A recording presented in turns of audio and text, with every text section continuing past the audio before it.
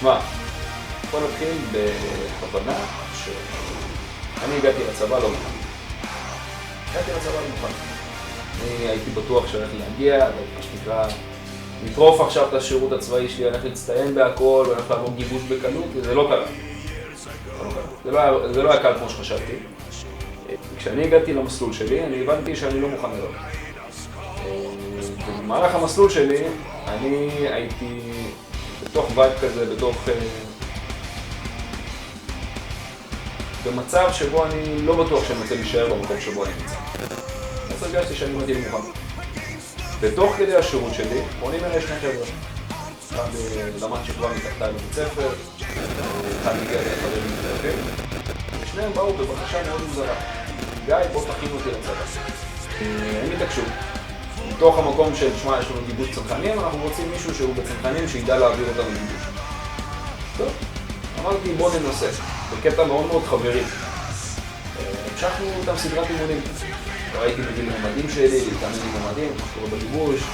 ובאמת מה שקרה זה שאחד מהם התקבל לדובדבן, אחד מהם התקבל למגלן. ואז היה פה לאוזן.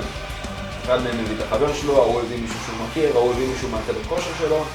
ובוא נגיד שהלו"ז שלי בסופי שבוע כשהייתי יוצא מהצבא היה מאוד עמוס. הוא היה עם שם, עם רסומי קצת, חבר'ה שהתקבלו ביחידות, ושם תפס תאוצה. עוד בחור ועוד בחור ועוד בחור ועוד חניך ועוד חניך ועוד בוגר שמתקבל לפה ועוד בוגר שמתקבל לפה.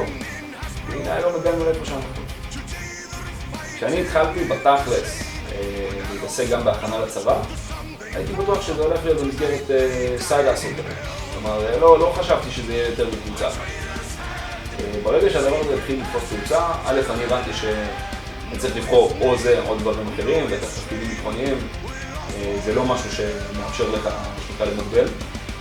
וכשאני החלטתי שאני הולך פול טיים על הנושא של הכנה לצבא ואני באמת משקיע בארגון, לא ציפיתי שכל כך הרבה שותפים ברמה העירונית והארצית, גורמים רשמיים ירצו להיות חלק מהדבר הזה.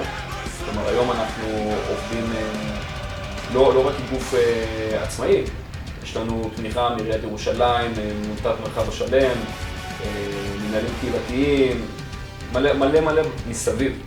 כולם בסוף מבינים שיש פה משהו שהוא אחר, משהו שהוא מיוחד, וכולם רוצים להיות חלק מהדבר הזה. החלק הכי חשוב, לדעתי, זה השיפור שלו. בסוף כל אימון שאנחנו יושבים ומסכמים את האימון, וכל חניך יודע להגיד מה הוא עשה טוב, מה הוא עשה לא טוב, והכי חשוב, הוא רושם את זה, אז אני יודע להגיד שהחניך ניצל את האימון ב-100%. זה אומר שלאימון הבא, החניך הולך לגשת הרבה יותר מוכן, עם הרבה יותר כלים. חניך שלא מבצע את השיפור שימור, או חניך שמתעקש שלא למצוא שיפור שימור, זה חניך שלא מבין באופן מלא, או לא נותנים לו להבין באופן מלא את התהליך שהוא עובר באימון הזה. וכשאתם בוחרים בנו כמסגרת, אתם צריכים להבין שאף אחד פה לא הולך להבטיח לכם מעבר גיבוש. אף אחד פה לא הולך להתחייב לכם בשום דבר, חוץ מדבר אחד. ואתם הולכים להפוך לגרסה הכי חזקה של עצמכם.